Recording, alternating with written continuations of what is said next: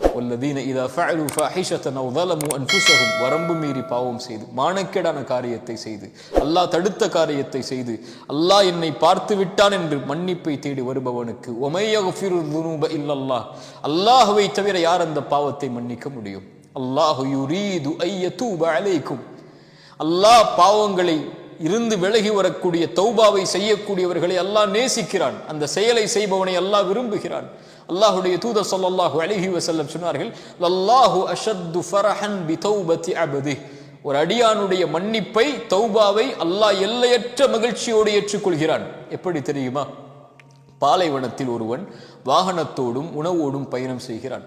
களைப்பில் உறங்குகிறான், விழித்து பார்க்கிறான். அவனுடைய வாகனம்தான் அவனுடைய வாழ்க்கை.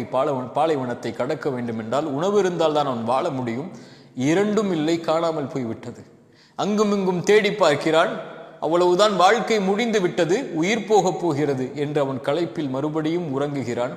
விழித்து பார்க்கிறான், மறுபடியும் அவன் காணாமல் போய் தேடிய அந்த வாகனமும் உணவும் அவனுக்கு முன்னால் நிற்கிறது.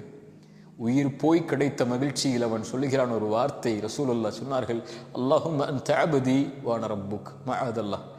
எல்லையற்ற மகிழ்ச்சியில் ரசூலுல்லாஹ் சொன்னார்கள், அவன் சொல்லி விடுகிறான் தவறிழைத்து, யா அல்லாஹ் நீ என் அடிமை, நான் எஜமானன் என்று. அவன் சொல்ல வேண்டியது, யா அல்லாஹ் நான் உன் அடிமை, நீ என் ரப்பு என்று.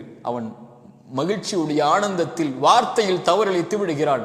உயிர் போய் கிடைத்திருக்கிறது, அவனுக்கு வாழ்வு கிடைத்திருக்கிறது. மீண்டும் இவன் அடையக்கூடிய மகிழ்ச்சியை விட பாவத்தில் சென்ற அடியான் மீண்டும் தன்னை நோக்கி வரும்போது அல்லாஹ் எல்லையற்ற மகிழ்ச்சியோடு ஏற்றுக்கொள்கிறான் என்று ரசூலுல்லாஹி ஸல்லல்லாஹு அலைஹி வஸல்லம் சொன்னார்கள்.